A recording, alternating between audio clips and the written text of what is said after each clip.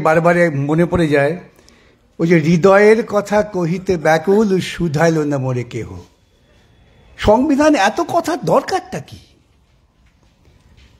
শুধুমাত্র প্রিয়াম্বলটাই যদি আমরা উপলব্ধি করি তাহলে দেখব এর প্রাসঙ্গিকতা কোনোদিনও শেষ হবে না। প্রিয়াম্বল হচ্ছে ভারতবর্ষের হৃদয়, এবং এটা আপনারা সকলেই জানেন যে সংবিধানের সব আলোচনার পর সব শেষে প্রিয়াম্বলটা লেখা হয়েছিল। তাহলে ভারতের হৃদয়টা কি? We the people of India. We Hindus বললো না তো, হিন্দু তো সংখ্যাগরিষ্ঠ। এখন তো হিন্দু বাঁচাও চলছে, হিন্দু ভাই ভাই চলছে। তো আমি একজনকে জিজ্ঞেস করেছিলাম, ভাই হিন্দু ভাই ভাই করছো, কোন হিন্দু? কার ভাই? ব্রাহ্মণের ভাই দলিত, সেও হিন্দু। তখন বলে তোমার খালি কাজ হচ্ছে এইসব কথা বলা। তাহলে we the people of India যদি হই, তাহলে ভারতবর্ষে যে ভৌগোলিক পরিসীমা তৈরি হয়েছিল ব্রিটিশ সাম্রাজ্যবাদ যাওয়ার সময় কেটে দিয়ে গেছিলেন, তার প্রতিটা মানুষ, এবং ভারতবর্ষের যে বৈচিত্র্য তা নিয়ে তো আমাকে বলতে হবে না, তো রবীন্দ্রনাথ ঠাকুর বলে গেছেন কত যুগ আগে। সখুন্দল মোগল পাঠান এক দেহে হল ঋণ, কেহ নাহি জানে কার আহ্বানে কত মানুষের ধারা, দুর্বার স্রোতে এলো কোথা হতে সমুদ্রে হলো হারা। সখুন্দল মোগল পাঠান দ্রাবিড় চীন, কোথায় দ্রাবিড়, কোথায় চীন, কোথায় সখুন, বহু মানুষ এসছে ভারতবর্ষে। মানুষ মূলত যাযাবর, মানুষ কখনো এক জায়গায় থাকে না। এখন বিশেষ করে পশ্চিমবঙ্গে, কেন ভারতবর্ষে, ত্রিপুরাতেও আমি দেখছি অনেক একটু লেখাপড়া শিখলে পরে কাজের সুযোগ বাচ্চারা চলে যাচ্ছে ব্যাঙ্গালোর, হায়দ্রাবাদ। সে তো ব্যাঙ্গালোরের বাসিন্দা হয়ে যাচ্ছে তো। এখন তাকে আপনি বিদেশি বলবেন নাকি? ঠিক এইরকমভাবেই মানুষ যাযাবরত্ব বলেই বিভিন্ন বর্ণের, বিভিন্ন ধর্মের, বিভিন্ন মানুষ বিভিন্ন জায়গায় বসতি স্থাপন করেছেন। এই সাম্রাজ্যবাদী পুঁজিবাদী চিন্তার আগে তো দেশ বলে কিছু ছিল না, সীমান্ত বলে কিছু ছিল না। এই কয়েকদিন আগে দেখবেন আমাদের এই শুভাংশু, তিনি আকাশে গিয়ে প্রধানমন্ত্রীকে বলছেন, কেন সীমারেখা নেই? আমি লিখেছিলাম, প্রধানমন্ত্রী কি কথা বোঝেন? তাহলে এই অংশের যে মানুষ, তারা ঠিক করলেন we the people of India. আমরা আমাদের সংবিধান দিলাম, লেখা আছে we the people of India give আনটু ourselves this constitution. তাহলে আমরা লড়াই করে এই সংবিধানটা আদায় করলাম। সংবিধানটা আদায় করলাম, লক্ষ্যটা কি? দেশটাকে কোথায় নিয়ে যাব? দেশটাকে আমরা নিয়ে যাব একটা নির্দিষ্ট লক্ষ্যে। লক্ষ্যমাত্রাটা ওই আধপাতার প্রিয়াম্বল। তাতে এত স্পষ্ট করে বলা আছে যে কেউ চেষ্টা করলেও সেই জায়গা থেকে বেরোতে পারবেন না।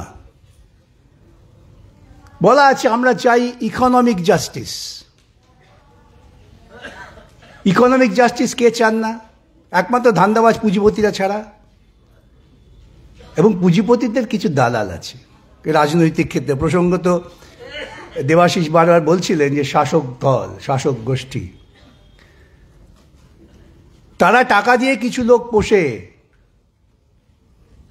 সেটা আজকে আপনাদের সামনে পরিষ্কার। ইলেকট্রাল বন্ডের টাকা সবচেয়ে বেশি কে পেয়েছে ভারতবর্ষে? বিজেপি। ইলেকট্রাল বন্ডের বিরোধিতা কারা করেছিল? তাহলে জবাব তো আপনাদের কাছেই আছে যে পুঁজির স্বার্থ রক্ষা করে কে? আবার রাজ্যের মুখ্যমন্ত্রী পশ্চিমবাংলা, সেখানে মুখ্যমন্ত্রী বলেন ধর্মঘট করতে দেব না। আমি বলছি এত বড় পুঁজির দালাল তো আর কেউ জন্মায়নি। কেন পুঁজিপতিরা চান না ধর্মঘট?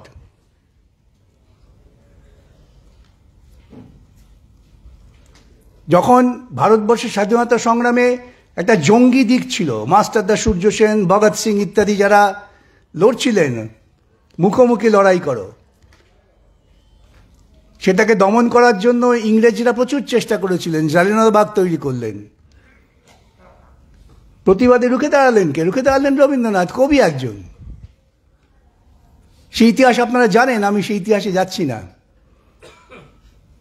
কিন্তু এই যে পর্যায়টা এলো, যে পর্যায়ে এসে আমরা বললাম যে ভারতবর্ষকে আমরা এমন একটা নতুন দেশ গড়তে চাই, নতুন ভারতবর্ষ গড়তে চাই, গোবিন্দ সেটের ভাষায় বৈদিক ভারতবর্ষ নয়, আধুনিক বিজ্ঞানসম্মত ভারতবর্ষ।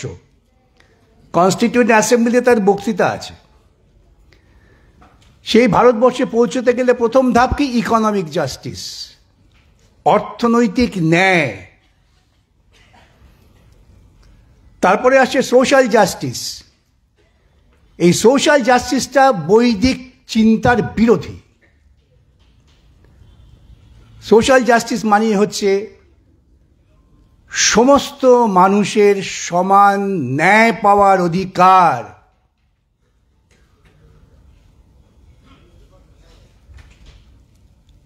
আর কি বললেন? ফ্রেটার্নিটি, আমরা প্রত্যেকে প্রত্যেকের ভাই। আমার মুক্ত চিন্তার কার্যকর করার স্বাধীনতা, liberty of thought and expression. প্রশ্ন উঠেছিল ফ্রিডম নয় কেন? Why not freedom? ফ্রিডম আর লিবার্টির মধ্যে পার্থক্য কি? আলোচনা করে শেষ পর্যন্ত ঠিক হলো, আমার তো ফ্রিডম আছে, জন্মেই তো আমার চিৎকার করার অধিকার আছে, কিন্তু আমি চিৎকার করতে পারবো কি যদি আমার গালে 3 থাপ্পড় পড়ে?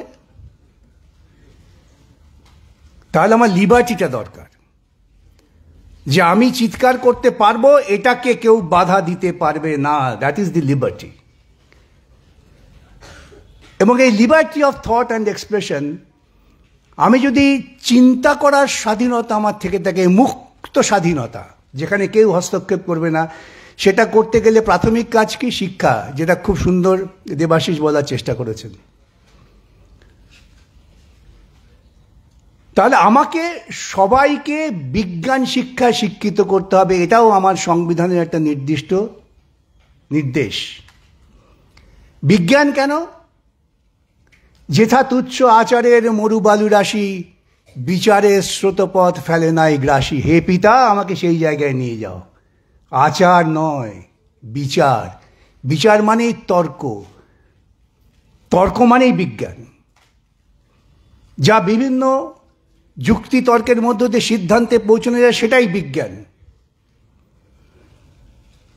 জল মানে H2O, এটা বৈজ্ঞানিক প্রক্রিয়া। এটা আজকে এখানে যেমন সত্য, তেমন আফ্রিকার জঙ্গলেও সত্য। সন্তান জন্মের প্রক্রিয়া এখানে যেমন সত্য, তেমন পৃথিবীর যে কোনো প্রান্তেই সত্য। জীববিজ্ঞান, বিজ্ঞান। এই যে বৈজ্ঞানিক বিশ্লেষণাত্মক চিন্তার মধ্য দিয়ে আমি যদি এগোতে পারি, তাহলে একটা দেশ এগোয়। এবং সেটা কি করে সম্ভব? সেটা আমাদের ওই প্রিএম্বলে বলা আছেন, যেটা পরবর্তীকালে ফান্ডামেন্টাল রাইটসে বিধৃত করা হলো, প্রত্যেকের অধিকারকে রক্ষা করতে হবে। মাইনরিটি শুধুমাত্র ধর্ম নয়, মাইনরিটি ভাষা, কৃষ্টি, এই সবকে রক্ষা করতে হবে। তুমি বাড়ির গার্জিয়ান হয়েছ, তুমি শুধুমাত্র বড় ছেলেকেই একটু যত্ন করবে আর ছোটটা দুধ-যা করবে, তা তো হতে পারে না। সরকার তো হচ্ছে অভিভাবক।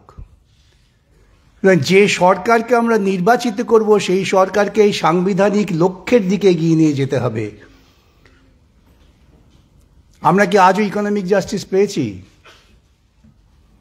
Social justice? 2 দিন আগে আমি দেখলাম উড়িষ্যাতে একজন দলিতকে ধরে মাথা কামিয়ে ছেড়ে দেওয়া হয়েছে। কেন? সে ব্রাহ্মণ মেয়ের সঙ্গে তার প্রেম হচ্ছিল। প্রেমের ক্ষেত্রেও দলিত এবং ব্রাহ্মণ। এটা তো ভারতবর্ষে এইরকম ব্যভিচার মানুষের হয়তো গোপনও ছিল, কিন্তু চাপা ছিল সামাজিক চাপে। আজকে সামাজিক চাপটা, প্রশাসনিক চাপটা নেই, তাই এখানে বেরিয়ে আসছে। আমার দেশে একজনের ফ্রিজের ভেতরে গরুর মাংস আছে, সেই জন্য তাকে পিটিয়ে মারা হচ্ছে। তো সংবিধানের প্রাসঙ্গিকতা কি কমে গেল নাকি, না বাড়লো? সংবিধান তো আমাকে এই অধিকার দিয়েছে প্রত্যেকের নিজস্ব ধর্মাচরণ, নিজস্ব বিশ্বাস, নিজস্ব ভাষা তাকে রক্ষা করতে হবে, তার সেটা কার্যকর করার অধিকার আছে। তাদের প্রাসঙ্গিকতা থাকছে। আজকে ভারতবর্ষের যে সম্পদ, সেই সম্পদের অধিকাংশ রয়েছে কিছু লোকের হাতে, আর অধিকাংশ ভারতবাসী ভিক্ষান্নর উপর নির্ভর করছে। আমার শব্দটা মাফ করবেন, কিন্তু ঘটনা এটা। তা না হলে সরকারদের এই সমস্ত প্রকল্পের দরকার কি? সরকার তো প্রাথমিকভাবে দায়িত্ব নিয়ে একেবারে উচ্চ স্তর পর্যন্ত শিক্ষাকে অবৈতনিক করবে, বাধ্যতামূলক করবে এবং মানুষের স্বাস্থ্যের গ্যারেন্টি দেবে। এটা তো সরকারের কাজ, সেটা সরকার করতে পারছে না। বিভিন্ন রাজ্যে বাহিন প্রকল্প, কন্যাশ্রী প্রকল্প, রূপশ্রী প্রকল্প, ভারতবর্ষের প্রধানমন্ত্রী বলছেন 80 কোটি মানুষকে বিনা পয়সায় খাবার দিচ্ছি। এটা সংবিধান বিরোধিতা। সংবিধানের প্রাসঙ্গিকতা এই জন্যেই আরও বেশি বেশি করে আমাদের কাছে প্রয়োজন চিন্তাভাবনা করার, যে আমরা সংবিধানের মূল যে ধারা তার এক বিন্দু কার্যকর করতে পারিনি। আমার পাশের দেশ তো চীন করে ফেলেছে। চীনের বাচ্চা আমি একটা যা আলোচনায় বলেছিলাম যে চীনে যা গণতন্ত্র আছে ভারতবর্ষে নেই, রে রে করে উঠছে সব। বললেন চীনের বাচ্চা ছেলেরা তারা এআই বার করে নিয়েছে, আমেরিকাকে টক্কর দিচ্ছে। তারা কি করলো? তাদের কাজ করার স্বাধীনতা আছে এবং কাজ করবার জন্য যা যা উপকরণ প্রয়োজন সরকার তার গ্যারেন্টি সৃষ্টি করছে। তাই চীনের বাচ্চা এআই করছে। তাহলে গণতন্ত্র তো সেটাই। গণতন্ত্র মানে কি শুধু এই যে আপনি ভোট দিতে যাবেন, আপনাকে আটকে রেখে আপনার ভোটটা আমি দিয়ে দেবো?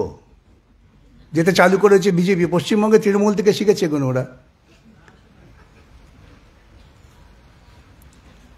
আমি যতক্ষণ না সামাজিক ন্যায় এবং অর্থনৈতিক ন্যায় প্রতিষ্ঠা করতে পারছি ততক্ষণ সংবিধানের প্রাসঙ্গিকতা থাকবে, এবং সেটা থাকবে যতক্ষণ না সমাজতন্ত্র প্রতিষ্ঠা হচ্ছে। এটাও আমার কথা নয়। এই প্রসঙ্গটা ওঠে যখন ওই অবজেক্টিভ রেজলিউশন পণ্ডিত জওহরলাল নেহরু আলোচনা করছেন, তখন তার বিরোধীরা আলোচনা করতে গেলে তখন তিনি বলেছেন কীরকম ডেমোক্রেসি তুমি চাও? তো বলছে আমি চাই complete democracy, that is socialism. Objective রেজলিউশনটা আপনারা সুযোগ পেলে পড়ে দেবেন। তো যতক্ষণ না সেখানে আমরা উত্তীর্ণ হতে পারছি ততক্ষণ আমার সংবিধানকে আমি অপ্রাসঙ্গিক বলবো কি করে? কি হচ্ছে আপনার রাজ্যে, কি হচ্ছে আমার রাজ্যে, কি হচ্ছে ভারতবর্ষের বিভিন্ন প্রান্তে?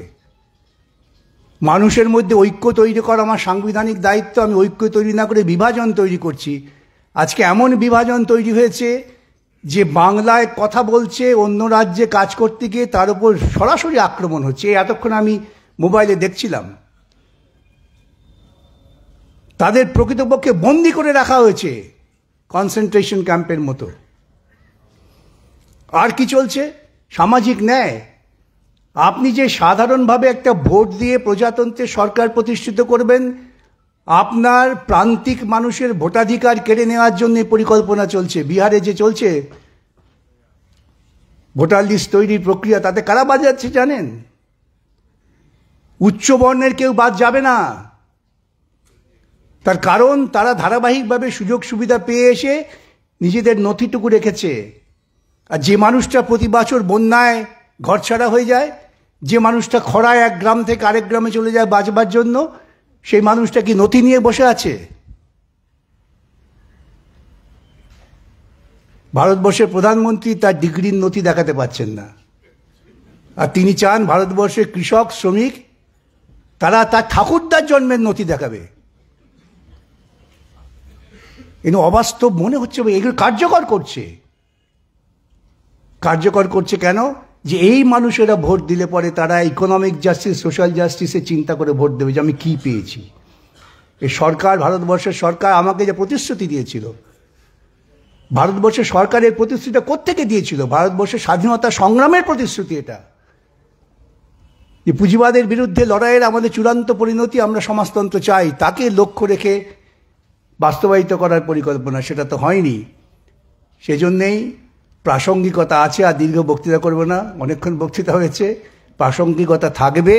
আমাদের দায় এই সংবিধানের মূল লক্ষ্যকে উপলব্ধি করে তাকে কার্যকর করার জন্য চাপ সৃষ্টি করা। এই চাপটা কিভাবে সৃষ্টি হবে? ব্যাপক গণ আন্দোলনের মধ্য দিয়ে। আপনি যদি বসে থাকেন যে আপনার সব কিছু হয়ে যাবে, আমি এসে করে দেবো, যদা যদা হি ধর্মস্যাং, ঠিক বসে থাকো, ঘুমিয়ে থাকো, যখন বিপদ হবে আমি টুকুস করে আকাশ থেকে পড়ব, এই চিন্তা ভাবনা গণতন্ত্র বিরোধী। আমি জানি না যারা এসব বিশ্বাস করেন আমার উপর আক্রমণ করবেন, কিনা করতে পারেন, কিন্তু বিশ্লেষণ করে দেখবেন আমি যা বললাম সেটা হয়তো অনেক বেশি গ্রহণযোগ্য হবে। আমাকে করতে হবে। সংবিধানটা আমরা পেয়েছি, আমার বাপ ঠাকুরদা লড়াই করেছে। বাপ ঠাকুরদা রেখে দেওয়া 3 কাঠা জমির জন্য ভাইয়েরা যদি লাঠালাঠি করতে পারে, তো বাপ ঠাকুরদা রেখে দেওয়া ভারতবর্ষের সংবিধান যা দেশটাকে তৈরি করবে, তাকে রক্ষার জন্য কেন আমরা লাঠি নিয়ে দাঁড়াবো না? কিন্তু ভাবতে হবে নিজেদের। এটা কমিউনিস্ট পার্টির কাজ নয় একা, এটা বামপন্থীদের কাজ নয়, এটা প্রত্যেকটা ভারতবাসীর নৈতিক দায়বদ্ধতা তার পিতৃপুরুষের প্রতি, যারা সংবিধান তৈরি করার জন্য দেহদান করেছিলেন, বলিদান করেছিলেন নিজেদের। দায়টা ওই ছোট্ট ছেলে ক্ষুদিরামের পর, 17 বছর বয়স, ফাঁসিতে হাসতে হাসতে চলে গেল। কী চেয়েছিল, কী ভেবেছিল সে? 19 বছরের ভগৎ সিং, সে কী চেয়েছে? এটাই চেয়েছে যে ভারতবর্ষ একটা স্বয়ংসম্পূর্ণ স্বাধীন সার্বভৌম দেশ হবে, যেখানে দেশের মানুষ তারা প্রত্যেকে নিজের অধিকার নিয়ে মানুষের জীবন যাপন করতে পারবে। শুধুমাত্র বেঁচে থাকা মানুষের জীবনযাপন নয়, এই তো জজেরাই বলেছেন, সুপ্রিম কোর্টই বলেছে যে mere animal existence is no right to life, life is something else, আরও উঁচু।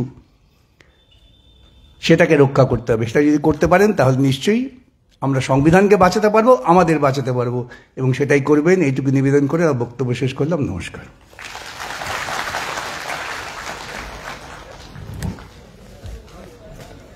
নমস্কার, শুভ অপরাহ্ন। আপনারা এতক্ষণ